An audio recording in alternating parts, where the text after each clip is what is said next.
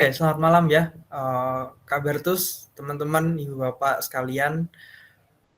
Kalau tadi sebelum sebelum, sesi ini ada pembicaraan mengenai apa itu filsafat dan teologi ya. Pada dasarnya sih filsafat itu salah satu tolok ukur atau kriterianya berfilsafat itu dengan bertanya sebetulnya. Dan nanti di bagian ini, di bagian, jazz pada hari ini, saya akan mengawali poin demi poin itu dengan sebuah pertanyaan sebetulnya. Ada 4 poin yang akan saya bagikan pada malam hari ini dari 2 perikop kitab Keluaran di atas. 3 akan saya bawakan sendiri dan 1 poin dibawakan oleh Kak Bertus. Itu juga cukup menarik dan saya nggak bisa membawakan yang bagian itu nanti di bagian yang keempat. Dan untuk malam hari ini sebetulnya perenungan saya itu sudah dibawakan oleh Kobraham semua. Mulai dari air menjadi darah itu setara dengan air jadi anggur, ya kan?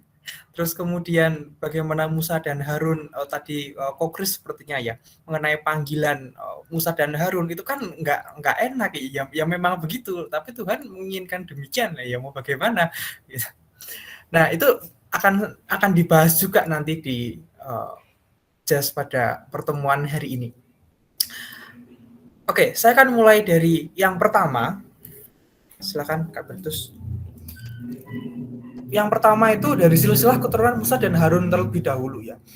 Karena di bagian bab 6 ini kita sedang berbicara mengenai pengutusan Musa, tapi di ayat ke-13 sampai ayat 26 itu kita bicara mengenai nenek moyang Musa dan Harun. Dan ini buat apa sih? Apa hubungannya nenek moyang Musa dan Harun dengan pengutusan? Ya, kalau nenek moyang kan bisa di bagian yang lain gitu ya. Nah, next, Bertus. Pertama-tama kita dapat bertanya, apa sih tujuan penulis tentu saja memberikan silsilah Musa dan Harun di sini?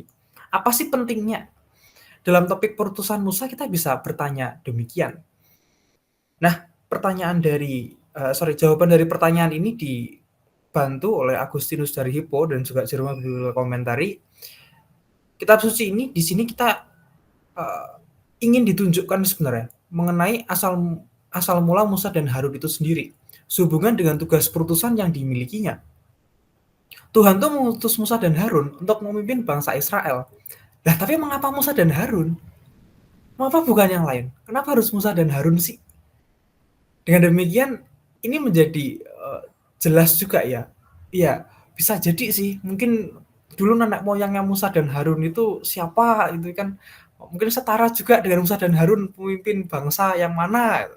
Dan sepertinya sih di sini juga diberikan bahwa ingin menekankan juga posisi Harun itu sebagai orang Lewi, dan orang Lewi itu kita tahu sendiri bahwa di Perjanjian Baru dan di kisah-kisah selanjutnya itu dia dikenal sebagai suku imam. Lanjut Kak. Dan sebagai tambahan komentar ini di ayat yang ke-15, umur Lewi itu 137 tahun. Dan kata Hedok, Lewi meninggal yang terakhir dari antara 12 saudaranya, sedangkan Yusuf yang pertama.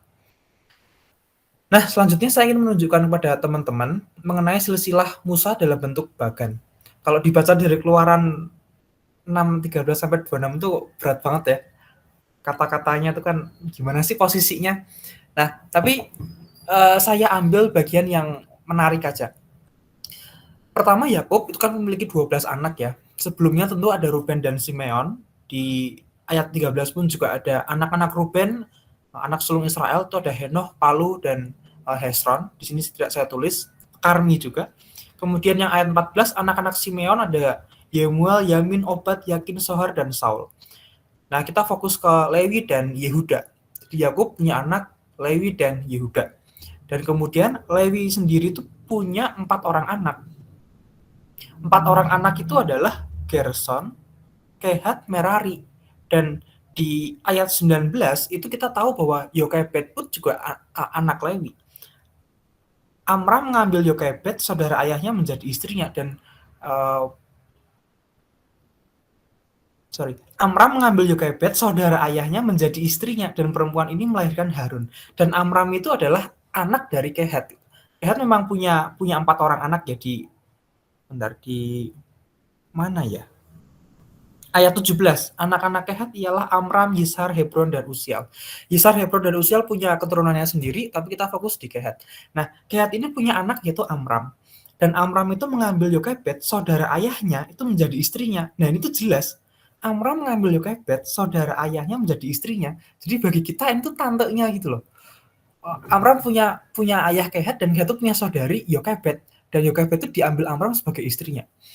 Dalam konteks ini masih diperbolehkan, walaupun nanti sepertinya ada revisi ya, bahwa perkawinan itu harus keturunan yang keberapa dan bagaimana, itu mungkin nanti di imamat atau di kitab yang selanjutnya. Nah, tapi di sini jelas bahwa Yokebed itu adalah tantenya si Amram, dan Amram itu punya anak Harun, Musa, dan satu lagi Miriam. Kok gede sendiri, Kak? Nah, selanjutnya Harun itu punya anak 4, yaitu Nadab, Abihu, Eleazar, dan Itamar. Dan selanjutnya Eleazar punya anak namanya Pineas, gitu ya. Dan di ayat yang ke-22 dikatakan bahwa Harun itu mengambil Eliseba, anak perempuan Aminadab, saudara perempuan Nahashon, menjadi istrinya. Nah, Eliseba itu siapa? Ini saya dapat bisa di teman-teman cross check juga di Matius atau di 1 Tawarikh 2 mengenai keturunan Yehuda. Kemungkinan Eliseba itu keturunan Yehuda. Jadi Yehuda itu punya anak Peres, itu Yehuda dari Tamar ya. Yehuda itu punya anak Peres, sebenarnya ada 2 ya, yang dari Tamar tuh. Anak Yehuda tuh ada, aslinya ada 5, tapi yang bagian ini ada 2. Oleh istrinya yang si Tamar itu ada 2. Punya anak Peres, terus kemudian Peres punya anak Hesron, Hesron punya anak Ram, Ram punya anak Aminadab. Aminadab itu punya anak Nahashon, dan sisi satunya itu ada Eliseba. Nah, kalau diterusin di bagian Nahashon itu nanti yang jadi silsilah Yesus Kristus itu di Matius 1, dan juga di Tawarikh pun juga ada. Nah, jadi di sini kalau dilihat Harun itu kan setara dengan Ram ya. Secara garisnya kalau Lewi setara dengan Yehuda, diturun-turunin, Harun itu setara dengan Ram. Dan Ram itu punya cucu Eliseba. Jadi Harun itu seolah-olah mengambil cucu gitu ya, Eliseba sebagai istrinya. Dan barangkali di konteks pada zaman itu masih sangat wajar, karena umur mereka sangat panjang, lama juga. Jadi mungkin Harun masih berumur berapa, Eliseba umur berapa, tapi itu dimungkinkan. Jadi di sini yang ingin saya terangkan lebih detail adalah poinnya Yokebed itu, Amram mengambil Yokebed itu memang istilahnya tantenya, dan Eliseba itu posisinya dengan Harun itu seolah-olah seperti cucu gitu ya. Lanjut, Kak. Ya, ini secara itunya. Nah, kemudian ini komentar-komentar terakhir bahwa Amram memang menikahi saudari dari ayahnya sendiri, dan kemudian hari praktik tersebut dilarang. Dan Eliseba itu saudari Nahashon, itu anak dari Aminadab, dan ini adalah keturunan dari Yehuda. Dan kita tahu sendiri bahwa Harun itu kan menikahi orang Israel ya, bukan seperti Musa yang menikahi orang di luar Israel.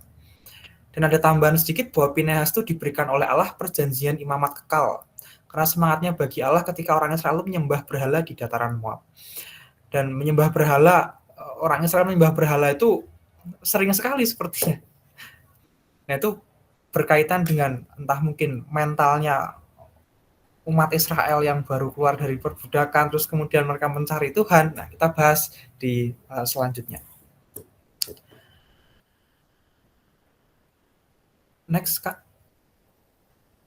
Nah, jadi untuk yang pertama sebenarnya dari silsilah ini sangat sedikit yang ingin saya bagikan. Memang Harun itu kan orang Lewi yang akan jadi suku imam.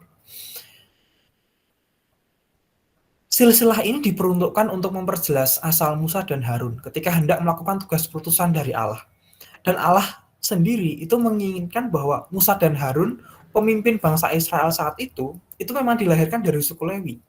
Dan suku Lewi itu yang kelak akan menjadi suku imam.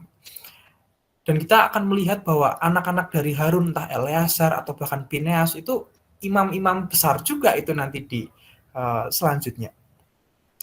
Jadi inilah pentingnya mengapa kita perlu tahu nenek moyang Musa dan Harun, bahwa suku Lewi ini ujung-ujungnya nanti itu menjadi suku imam. Dan kita tidak akan lagi terkejut mengapa Musa dan Harun yang dipilih, ya karena itu adalah suku dari suku Lewi mereka, dari suku imam yang nanti akan menjadi suku imam. Oke.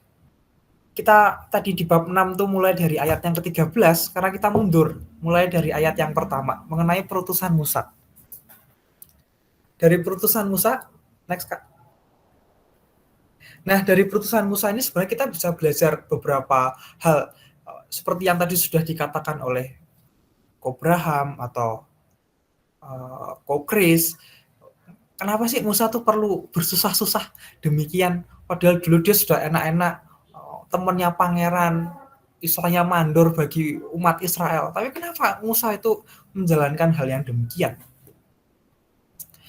Nah, kita mulai dari ayat yang kedua, 6.2. Next, Kak.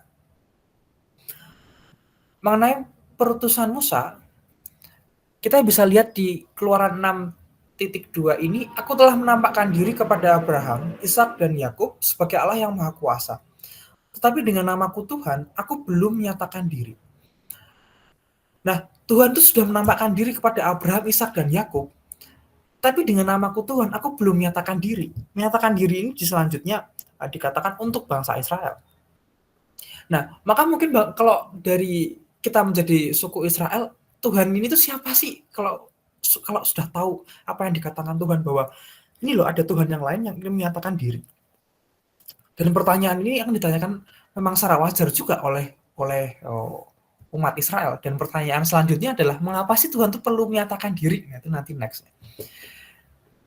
Ini dari Cassiodorus Senator itu mengatakan bahwa bangsa Israel itu harus mengetahui bahwa Tuhan yang ingin menyatakan diri pada mereka itu adalah Allah dari segala dewa, dewa dari segala dewa, ialah Tuhan Kristus. Dan bersama dengan Bapa dan Roh Kudus, ia disebut Tuhan dari segala dewa. Nah, kenapa ini perlu dilakukan? Salah satunya tuh begini. Orang Israel itu kan tinggal di Mesir. Dan Mesir itu menyembah banyak sekali dewa. Entah dewa Osiris, Ra, dewa Anubis, Hathor, Tot, Isis, dewa-dewa itulah. Nah, nanti ketika membahas tulah-tulah, itu semua juga berkaitan dengan dewa-dewa yang dianut Mesir. Tapi mengapa Tuhan itu perlu menyatakan diri? Karena dalam benak orang Israel, yang ada di pikiran mereka itu ya dewa-dewa yang disembah oleh orang Mesir itu. Osiris, Ra, Isis, dan sebagainya itu. Nah, ada nggak sih Tuhan yang lebih tinggi dari mereka? Nah, konsep ini yang tidak dimengerti oleh orang Israel. Makanya Tuhan sendiri yang menyatakan, aku belum menyatakan diri.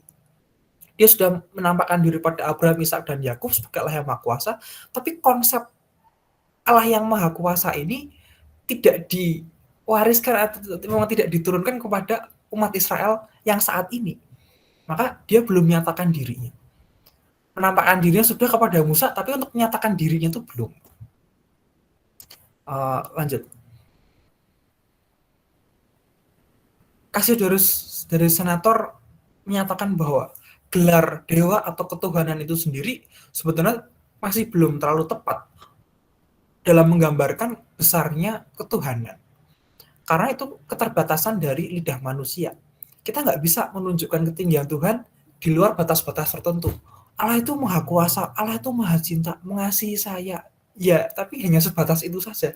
Tapi sebegitu besarnya kasih Allah atau sebegitu kemahakuasaan Allah itu tidak dapat dinyatakan dalam kata-kata. Maka ada batas tertentu kita hanya mengungkapkan Tuhan. Tuhan itu Allah dari segala dewa. Itu batasnya hanya sampai segitu aja bagi umat Israel. Nah, terus pentingnya Tuhan menyatakan diri ini apa? Setelah kita tahu bahwa Cassiodorus dari Senator itu mengatakan demikian, kita nggak bisa nih menunjukkan ketinggian Tuhan dari luar batas tertentu. Nah, terus kalau begitu, Tuhan menyatakan diri itu pentingnya apa? Ada kemungkinan lain mengenai alasan Tuhan itu perlu menyatakan diri. Selanjutnya, Kak. Nah, ini dari Nabre Commentary, itu mengatakan bahwa bisa jadi bahwa Tuhan itu sendiri tidak dikenal sebelumnya. Nama Tuhan itu sendiri tidak dikenal sebelumnya. Kalau kita belajar dari sesi jazz beberapa minggu lalu, kita dapat bilang bahwa menyebut nama Tuhan itu tidak hormat loh. Maka paling banter itu ya yang tetragrammaton atau yang itu, ya itulah nama Tuhan. Tapi tidak dapat dikatakan itulah Tuhan atau Yahweh atau apa. Itu kan sebenarnya tidak bisa. Tidak dapat jadi bahwa nama Tuhan itu memang tidak dikenal sebelumnya. Nah, kalau tidak dikenal sebelumnya, terus nama Tuhan yang tertulis di sini di perikop ini tuh mengacu ke siapa? Nah, berkomentari mengatakan bahwa namaku Tuhan, aku belum menyatakan diri, kata Tuhan itu memberatkan pada pengetahuan tentang Tuhan itu sendiri, tentang nama Tuhan itu sendiri, tentang bagaimana sih besarnya Tuhan itu, ya cukup dikatakan dengan namaku Tuhan. Oh, berarti dia tuh Allah dari segala dewa. Dalam mindset manusia itu sudah terbayang bahwa seperti itu besarnya Tuhan. Untuk memperjelas, ada sedikit filsafat tuh begini ya. Ini dalam cabang bahasa hermeneutika atau apa, saya juga sedikit lupa. Tapi ada perbedaan dalam memahami antara makna dengan referen. Ini mudah kok, antara makna dengan referen. Ada kata-kata yang diucapkan jelas maknanya, tapi tidak dengan referennya. Sebagai contoh yaitu kalau saya mengatakan pohon, itu kan saya tidak menunjuk ke satu pohon tertentu. Entah pohon durian, pohon mangga, pohon jambu, pohon apa, itu bebas saja. Tapi teman-teman sekalian sudah cukup ketika saya mengatakan pohon, oh gitu tuh yang namanya pohon. Ciri-ciri umum pohon itu tuh sudah ada dalam benak ibu bapak sekalian kan pasti. Walaupun mungkin masih ada yang bertanya, ya kan tergantung pohonnya, ya nggak apa-apa juga. Tapi secara umum, ketika saya mengatakan pohon, oh ya pohonnya gitu. Misalkan saya kemarin tuh manjat pohon, kan kita sudah punya bayangan, oh manjat pohon ya, oh kayak gitu kira-kira ya gitu. Nah, selanjutnya ada kata-kata yang diucapkan tuh jelas referennya, tapi tidak dengan maknanya. Sebagai contoh, jika saya mengatakan ini, itu saya dengan jelas. Ini loh Kak Bertus, itu saya menunjuk sesuatu secara spesifik, ya ini. Tapi ini tuh artinya apa? Nggak ada. Arti dari ini atau itu. Ya mungkin dulu waktu SD SMP dalam bahasa Indonesia diajarkan ini itu untuk menunjuk yang dekat-dekat, kalau itu tuh yang agak jauh gitu. Bisa jadi begitu. Tapi secara makna ini dan itu tuh nggak jelas, apa ini itu nggak jelas. Tetapi untuk menunjuk objek secara spesifik itu jelas. Yang saya mau tuh ini loh Kak. Nah itu kan jelas, ini itu jelas. Nah demikian juga dengan pendapat dari Nabre Komentar itu sendiri. Sebagaimana tadi saya mengatakan pohon, nggak jelas, pohon tertentu tuh nggak jelas. Tapi kan bisa membayangkan ciri-ciri umum pohon itu sendiri. Menitik beratkan pada pengetahuan. Nah itu maksudnya. Bahwa Tuhan yang tertulis di sini tuh bukan lagi referennya tuh nggak jelas. Karena kan dalam bayangan orang Israel, referen tentang Tuhan, tentang dewa itu kan lebih jelas Osiris, Ra mungkin ya kan, Anubis yang seperti itu tadi. Tapi Tuhan, Allah dari segala dewa, itu mereka nggak ada. Maka di situ memberatkan tentang pengetahuan mengenai nama Tuhan itu sendiri. Daripada referennya, Tuhan yang mana, itu tidak dijawab di sini. Makanya Tuhan perlu menyatakan diri. Mengapa Tuhan perlu menyatakan diri? Agar bangsa Israel tahu, kenal dengan Tuhannya itu. Nah begitu. Jadi untuk tafsiran dari Nabre Komentari ini memang cukup menarik sebetulnya, sangat menarik, syarat dengan nilai filsafat juga. Antara referen dengan makna itu berbeda.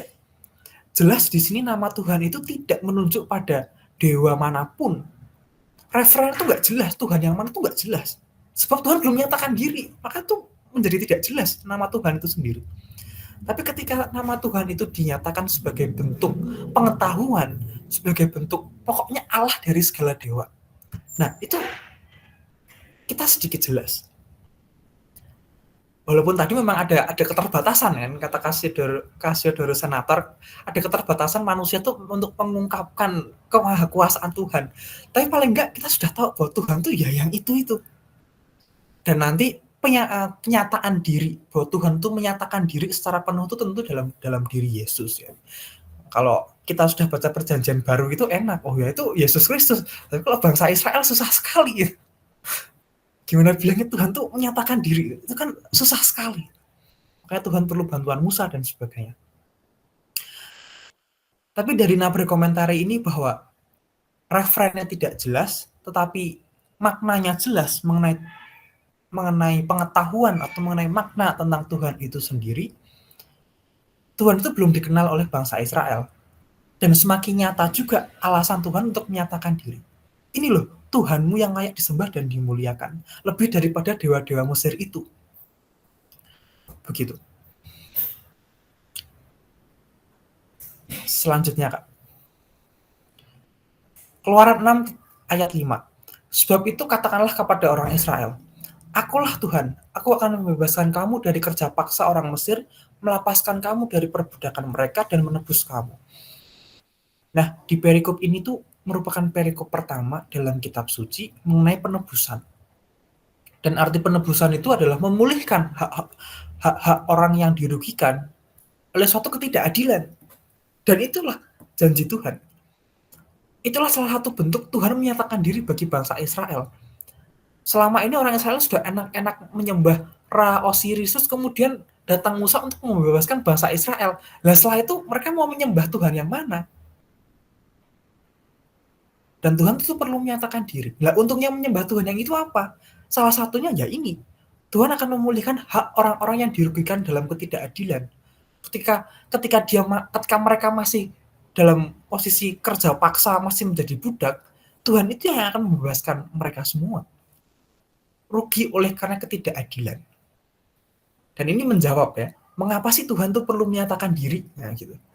Jadi yang pertama, kita sudah dapat jawabannya nih. Mengapa sih Tuhan perlu menyatakan diri? Kan tadi pertanyaan begitu kan. Kita kan mau menjawab, mengapa sih Tuhan perlu menyatakan diri? Nah, setidaknya kita sudah dapat dua jawaban. Yang pertama, karena konsep Tuhan itu sendiri belum dikenal oleh bangsa Israel. Maka Tuhan itu perlu menyatakan diri. Dan yang kedua, lah kenapa? Kenapa perlu tahu Tuhan yang itu sih? Ya, gitu. Kenapa perlu tahu Tuhan yang itu sih? Karena inilah Tuhan, Tuhanmu ini tuh yang memulihkan hak kamu. Memulihkan kamu, membebaskan kamu dari kerja paksa orang Mesir. Nah, kira-kira begitu. Itu dari Didache Bible. Lanjut. Dan ini disempurnakan di KGK 55 dan juga di KGK 62. KGK 55 ini mengatakan bahwa wahyu berikut yang akulah Tuhan akan membebaskan kamu dari kerja paksa orang Mesir, itu menjamin manusia sebenarnya untuk senantiasa berharap pada keselamatan Tuhan. Dan kalau kita melihat dengan kacamata iman ya tentu saja Tuhan itu tidak putus-putus yang memelihara umat manusia untuk mengaruniakan hidup kekal pada semua orang, mencari keselamatan itu kan, dengan bertekun melakukan yang dikehendaki Tuhan. Dan ketika manusia kehilangan persahabatan dengan Tuhan oleh karena ketidaksetiaan, kita sendiri manusia tidak akan pernah dibiarkan sendirian kok oleh Tuhan. Dan Tuhan senantiasa mendampingi manusia, itu tercermin dari sebagaimana Tuhan itu senantiasa setia untuk mendampingi Musa yang diutusnya. Seperti tadi kata Kokris bilang, bahwa Musa kan sulit begitu ya. Bahkan dia tidak dipercaya oleh bangsanya sendiri. Nah gimana? Tuhan mengutus Musa untuk menghadapi Fir'aun. Tentu ditolak oleh Fir'aun. Tapi oleh bangsanya sendiri ditolak. Terus gimana? Posisi Musa kan terjepit, nggak enak sekali. Ke kiri salah, ke kanan salah, harus gimana? Begitu. Tapi Tuhan sendirilah yang akan mendampingi Musa. Dan itu yang menjadi contoh kuat. Contoh kita bisa belajar dari istilahnya kehendak Tuhan, itu tercermin dari Tuhan itu senantiasa setia untuk mendampingi Musa, menjawab doanya, bahkan menerima keluhan-keluhan Musa. Tadi kan Kokris bilang bahwa 2 kali kan Musa mengatakan, aku tuh lidahnya tuh susah ngomong. Nah, di ayat sebelumnya pun Musa juga sudah mengeluhkan hal yang sama. Terus sekarang balik lagi mengeluhkan hal yang sama lagi. Tapi Tuhan dia nggak bosan-bosan untuk mendengarkan Musa saja. Nah itulah bukti bahwa Tuhan itu yang setia. Ketika manusia kehilangan persahabatan dengan Tuhan karena ketidaksetiaan, Tuhan itu senantiasa setia. Dan KGK 62 itu menyatakan bahwa Tuhan itu ingin menjadikan bangsa Israel itu sebagai bangsanya. Ia membebaskan dan memberi hukum aturan maksudnya ya, agar mengakui dirinya sebagai satu-satunya Allah. Dan KGK 62 ini sebagai inti menjawab pertanyaan yang sebelumnya. mengapa sih Tuhan itu perlu menyatakan diri? Yang pertama tentu tadi sudah dikatakan bahwa konsep Tuhan itu belum dikenal. Yang kedua, Tuhan ini loh Tuhan yang membebaskan kamu. Terus untungnya apa? Karena Tuhan itu ingin menjadikan Israel sebagai bangsanya. Maka Tuhan tuh ingin umat Israel mengenal Tuhannya. Itulah alasan yang paling kuat mengapa sih Tuhan tuh ingin menyatakan diri kepada bangsa Israel. Nah, ini lebih lengkap di slide selanjutnya sepertinya. Ya, KGK 62 itu menjawab pertanyaan, apa sih pentingnya Tuhan menyatakan diri? Oleh sebab Tuhan ingin menjadikan bangsa Israel sebagai bangsanya, maka hambanya harus mengenal dan percaya kepada Tuhan, agar dia senantiasa taat dan setia. Nah, karena Tuhan tuh ingin menjadikan Israel sebagai bangsanya, maka Tuhan tuh ingin, kalau kita ngomong apa ya, bahasa sehari-hari, sebagai leader gitu ya, sebagai pemimpin gitu, Tuhan tuh ingin bahwa bangsa Israel tuh mengenal pemimpinnya, mengenal Tuhannya. Dan itu diulangi oleh sabda Yesus. Digenapi lah oleh sabda Yesus. Aku mengenal domba-dombaku dan domba-dombaku mengenal aku. Nah, dari sini sebenarnya kita bisa belajar, ini sudah saya kontekstualisasi ya, artinya lepas dari kitab suci, kita masuk, kalau bahasanya Kak Bertus tuh, motivasi hidup gitu. Salah satu prinsip leadership lah, atau Ibu Bapak mengatakan demikian, terserah. Tapi yang ingin saya katakan itu, saya belajar dari sifat Tuhan, bahwa Tuhan sendiri itu aktif untuk proaktif mendekati bangsa Israel. Bahasa itu proaktif, Mbak tuh. Tuhan sendiri itu proaktif untuk mendekati bangsa Israel, mengenal dahulu anggotanya, agar anggotanya itu mengenal balik Tuhannya. Nah, dalam hal ini kita bisa bilang bahwa ketika kita sebagai pemimpin, salah satu hal yang mesti kita lakukan adalah mengenal anggota-anggotanya, mengenal kelebihannya, mengenal kekurangannya juga. Dan kalau kita bawa pada konteks hubungan atau pacaran, ya bisa juga begitu. Kenapa sih kita berantem terus? Ya tentu saja gampang jawabannya, ya karena belum kenal. Nggak tahu apa yang dia suka, tidak tahu apa yang dia tidak suka, tidak tahu apa yang jadi obrolan istilahnya sensitif bagi dia misalnya. Ya karena belum kenal. Mengapa sih saya tidak mendapat respect dari bawahan saya? Ya karena belum kenal juga. Nah, agar dapat kenal, Tuhan sendiri yang mengatakan, aku akan menyatakan diri. Maka kita tuh harus menyatakan diri juga kepada bawahan kita, kepada pasangan, mungkin pada keluarga, mungkin. Dan menyatakan diri sebagai seorang manusia itu dalam bentuk perjumpaan. Sudah beberapa kali dalam sesi online-online begini, saya merasa bahwa perjumpaan atau sharing atau obrolan rohani itu sangat terbatas ketika di online. Itu saya tuh sangat terasa sekali. Misalkan di House of Praise ini misalkan ya. Dan nggak hanya di sini sebenarnya, di komunitas manapun itu mengalami keterbatasan yang demikian. Ketika offline itu kita bisa ada rasa percaya, ada rasa bahwa kamu tuh benar-benar hadir gitu. Maka kita bisa sharing apapun tuh rasanya tuh lebih bebas, lebih percaya rasanya, karena memang itulah inti dari perjumpaan. Dan ketika dalam online begini, itu memang ada keterbatasannya, apalagi kalau direkam gitu kan, mungkin orang kan sungkan juga, udah sharing direkam terus dibagi-bagi ke YouTube, semua orang sedia bisa nonton. Tapi minimnya perjumpaan itu sebetulnya menjadi keprihatinan kita semua. Nah, mengapa perlu berjumpa ya? Agar mengenal. Mengenal tuh hanya bisa didapatkan dengan perjumpaan. Nah, dengan berjumpa itu kita bisa kenal. Tanpa perjumpaan nonsens lah. Nonsens lah kita bisa kenal orang yang mau kita kenal, jadi bagian dari hidup. Nah, dalam hal ini Tuhan itu apa sih setelah Tuhan kenal bangsa Israel tuh untungnya apa bagi Tuhan? Kenapa sih Tuhan perlu mengenal dan memahami bangsa Israel? Dari refleksi atau dari kita sendiri pernah membaca bahwa bangsa Israel itu sering berkhianat pada Tuhan. Betul ya? Bangsa Israel sendiri itu yang sering membuat Allah-Allah palsu. Tapi Tuhan sendiri tetap setia. Sebab mereka sudah kenal bangsa Israel. Ya memang begitulah karakter bangsa Israel. Susah sedikit ngeluh, susah sedikit bikin patung, susah sedikit mengeluh pada Musa, bersungut-sungut. Duh, kok nggak ada makan ini ya di padang gurun. Mereka tuh minta dibebaskan, setelah bebas minta dimasukkan lagi ke Mesir. Lebih baik aku di Mesir daripada di padang gurun, nggak ada makanan. Itu kan kurang ajar sekali bangsa Israel. Lah, tapi karena Tuhan sendiri itu sudah mengenal bangsa Israel, ya memang begitu itu karakternya bangsa Israel. Mau bagaimana lagi? Mereka punya mental budak, keluar dari perbudakan, ya mereka inginnya kerja dibayar gitu. Tidak ada konsep bahwa melayani Tuhan itu baru setelah itu dapat bayarannya, dapat apa ya, amalnya, nggak ada begitu. Tapi oleh karena kasih sayang Tuhan yang begitu besar, maka mereka akan diubah oleh Tuhan. Tapi pelan-pelan. Dan kata pelan-pelan itu merujuk pada banyaknya nabi-nabi yang diutus Tuhan untuk membimbing bangsa Israel. Jadi kita bisa lihat, apa sih pentingnya Tuhan menyatakan diri? Apa sih pentingnya Tuhan menyatakan diri? Dan Tuhan itu ingin menyatakan diri kepada bangsa Israel karena bangsa Israel sendiri ingin dijadikan oleh Tuhan sebagai bangsanya. Makanya ia harus betul-betul mengenal bangsa Israel itu sendiri. Nah, kalau Tuhan sendiri nggak kenal bangsa Israel, suatu ketika bangsa Israel berkhianat, ya Tuhan akan kecewa gitu loh. Karena dia nggak mengenal.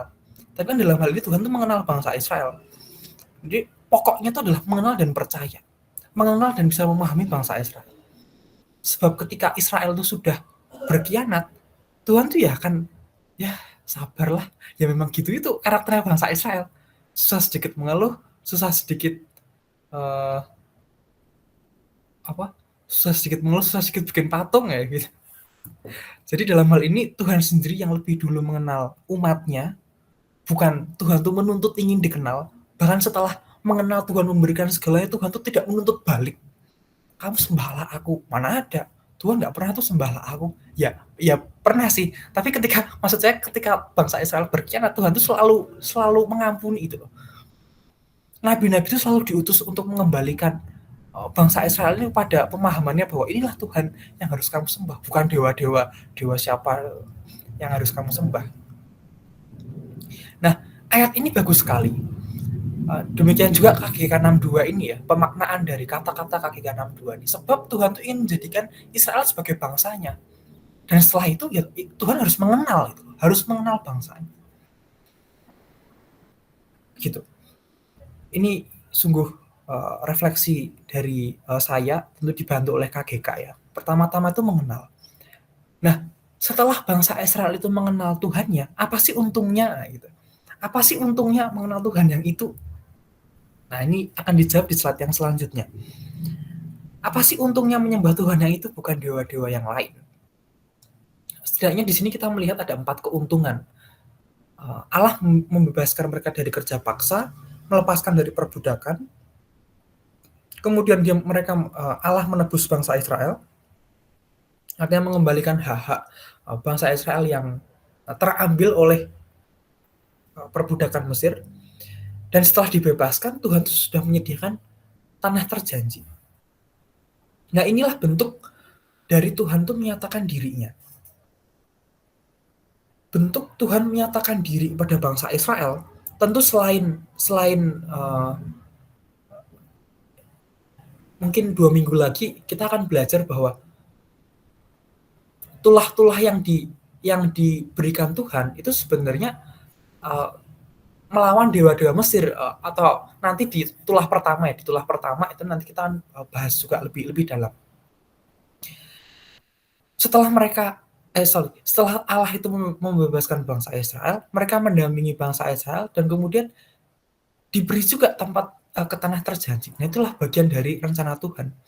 Dan keuntungan yang lain adalah ya Tuhan menguntungkan umatnya dalam perjanjiannya. Bahkan ketika Israel menyembah berhala pun Tuhan tetap setia.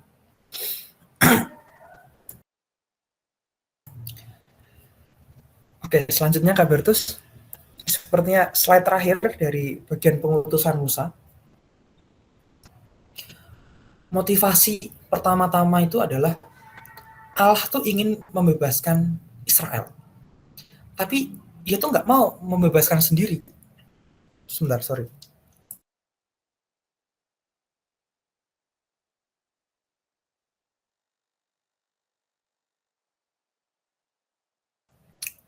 Nah, tetapi Allah tuh ingin membebaskan bangsa Israel, tapi tidak mau membebaskan sendiri.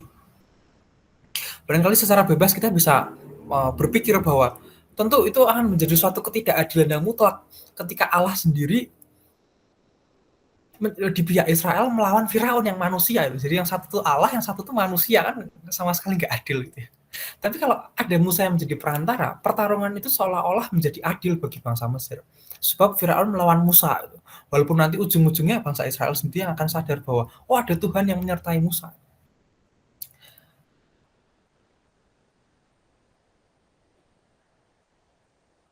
Ini sepertinya slide selanjutnya deh Kak. Aku kayak nge-lag. Nah, motivasinya ini di Keluaran 6.8 dan juga 6.11. Musa itu mengatakan demikian kepada orang Israel, tapi mereka tidak mendengarkan Musa karena putus asa. Dan di Keluaran 6.11, Musa itu berkata di hadapan Tuhan, orang Israel sendiri tidak mendengarkan daku. Bagaimana mungkin Firaun akan mendengarkan? Nah, Allah itu ingin membebaskan Israel, tapi ia tidak mau melakukannya sendirian. Maka ia mengutus Musa. Dalam perjalanannya, Musa itu mengalami banyak hambatan. Bahkan Musa sendiri tidak dipercaya oleh bangsanya sendiri. Tapi Musa itu tetap setia dengan panggilan Tuhan. Hebatnya adalah Musa itu tetap setia dalam panggilan Tuhan. Musa itu belajar untuk menyesuaikan kehendaknya dengan kehendak Tuhan. Dan itulah yang dikatakan panggilan. Lah, apakah Musa itu mau diminta Tuhan untuk menjadi perantara seperti itu? Bahkan berkali-kali kita sendiri menyaksikan.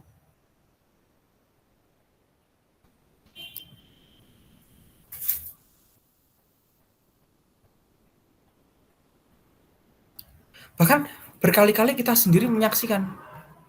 Sorry, Kak Bertus, aku ngelak nggak? Lanjut. Nggak ada masalah. Oke. Nah, Musa sendiri dalam perjalanannya itu kan mengalami banyak hambatan. Tapi Musa itu tetap setia. Dulu ketika Musa itu masih menjadi teman dari Firaun atau putra mahkota Firaun itu ya, Musa itu hidup enak sekali. Dia sudah punya jabatan, dia pintar, dia juga istilahnya punya bawahan banyak sekali, hidupnya tuh enak. Terus tiba-tiba dia tuh harus mulai dari bawah. Tuhan tuh mengutus Musa tuh dia dari bawah lagi. Dipercaya sama Firaun enggak, dipercaya sama bangsanya sendiri apalagi. Bahkan itu enggak itu. Sama sekali Musa itu tidak mendapatkan kenyamanan yang dia dapatkan sebelumnya. Nah, itulah panggilan. Ini kata KKK 2575 ya. Bahwa Musa tuh melakukan yang dia tuh nggak suka. Dia tuh sama sekali nggak nyaman. Tapi Tuhan sendiri yang menghendaki perbuatan Musa. Tuhan sendiri yang menyukai perbuatan Musa. Gitu. Jadi bahkan ketika Musa itu tidak suka, Musa itu banyak mengeluhnya, atau bahasa anak pada sehari-hari itu keluar dari zona nyaman begitu kan. Nah, Tuhan itu yang menyukai perbuatan Musa. Musa itu tidak lari dari kenyataan bahwa aku kenapa sih harus begini? Bahkan ketika dia sudah lari, sudah punya keluarga, sudah punya anak, tetap saja dia balik lagi untuk membebaskan bangsa Israel di Mesir kan. Nah, karena Tuhan menyukai perbuatan Musa, sedangkan Musa sendiri mengalami kesulitan, Tuhan itu senantiasa mendampingi Musa dan bahkan mempercayakan namanya. Akulah Tuhan. Dia mempercayakan namanya kepada Musa yang tidak boleh disebut. Dan dalam hal ini, Musa itu sekaligus diajarkan Tuhan untuk berdoa, belajar, bertanya, bahkan menyampaikan keberatan. Berapa kali Musa menyampaikan keberatan? Aku ini nggak bisa ngomong loh Tuhan. Tapi berkali-kali Tuhan itu meneguhkan kembali. Aku tuh menjadikan kamu Tuhan bagi Fir'aun dan Harun itu seolah menjadi nabimu. Begitu. Jadi itulah Tuhan tuh begitu setianya menjawab Musa. Karena Musa tuh bisa bercakap-cakap langsung dengan Tuhan, bisa langsung kelihatan bahwa Tuhan itu senantiasa mendampingi Musa. Dan itulah yang tadi saya janjikan di awal. Bahwa bagaimana Tuhan itu senantiasa mendampingi manusia, ya sebagaimana Tuhan itu mendampingi Musa. Begitu. Jadi di bagian perutusan Musa ini kita bisa belajar banyak hal. Setidaknya ada 2 yang menjadi poin besarnya sebagai kesimpulan. Tuhan menyatakan diri oleh sebab yaitu ingin bahwa Israel itu mengenalnya sebagai Allah yang menuntun mereka. Maka Tuhan itu seperti proaktif untuk mengenal mereka terlebih dahulu. Yang kedua, Musa itu belajar menyesuaikan antara kehendaknya dengan kehendak Allah. Dalam prosesnya, ia belajar untuk berdoa, mengajukan pertanyaan, keberatan kepada Tuhan itu sendiri. Tapi sejaknya Musa itu melepaskan kemerdekaan dirinya dari segala kenyamanannya, menyesuaikan antara kehendaknya dengan kehendak Allah. Apa sih yang Tuhan mau? Oke, aku menjadi perantara, tapi aku menemui kesulitan, terus sekarang gimana? Nah, dalam prosesnya Tuhan sendiri yang mendampingi Musa. Itu menjadi penutup atau kesimpulan di sesi yang kedua ini. Nah, selanjutnya